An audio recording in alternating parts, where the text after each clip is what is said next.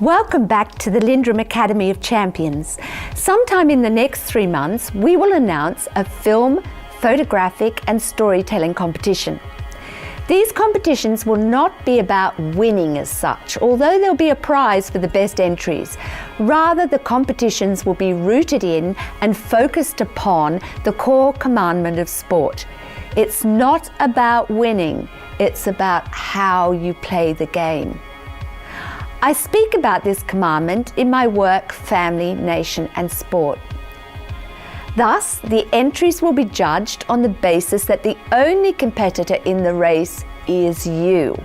You just need to be focused on being. I'll come to what that means shortly.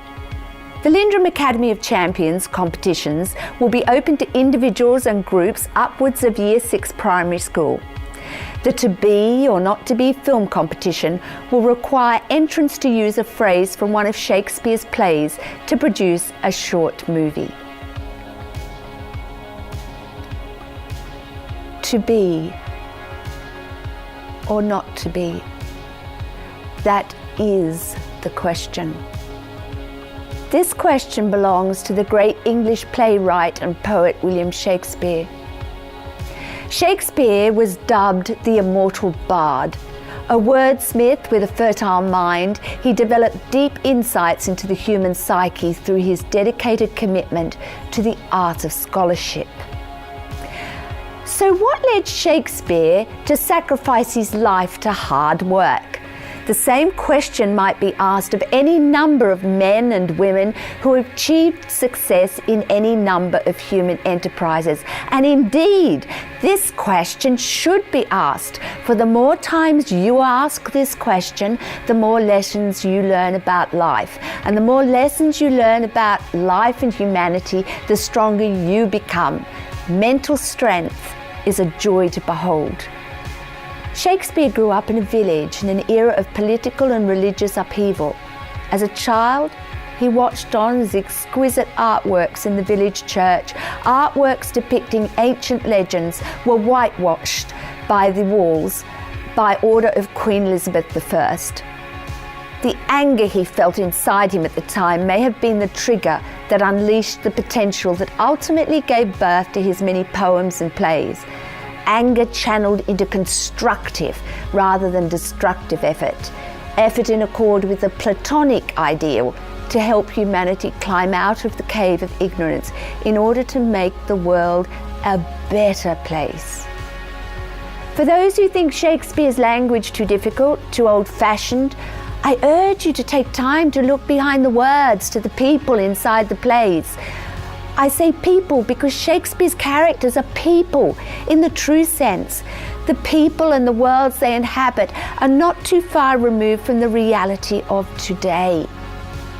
Family upheavals, domestic violence, bullying, jealousy, betrayal, corrupt, immoral and unethical practices, war, gender inequality, power struggles, climate change, blindness to reality.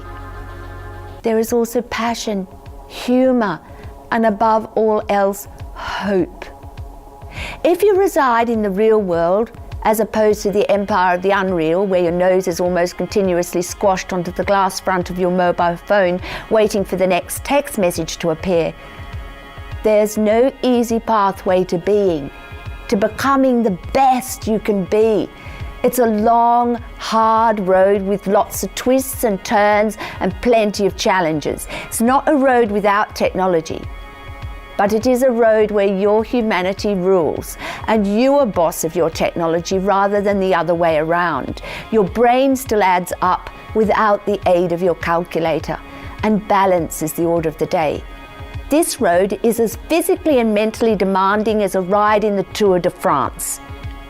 But the road to being, to becoming a master craftsman, is an exciting road, a road full of wonder, and a road that offers you every chance of success. In posing the question, to be or not to be, Shakespeare's Hamlet is engaged in debate between himself and his conscience on the concepts of right and wrong. We all consciously and subconsciously reflect on right and wrong every day of our lives, and we instinctively know when we do the wrong thing because we're born with a moral compass. Present-day cricketers, for example, know that bowling a cricket ball at a man's head is likely to and does result in concussion. Present-day politicians know the damage that flows from gambling addiction. Yet gambling advertisements flood into our living rooms, leaving an imprint on the minds of the young and impressionable. In Julius Caesar, Cassius says, "The fault, dear Brutus, is not in the stars, it's in ourselves." There lies the reality. Taking responsibility for our own lives and for the kind of world we want to create and leave to our beneficiaries rests squarely on our collective shoulders. No man, no woman can shirk responsibility.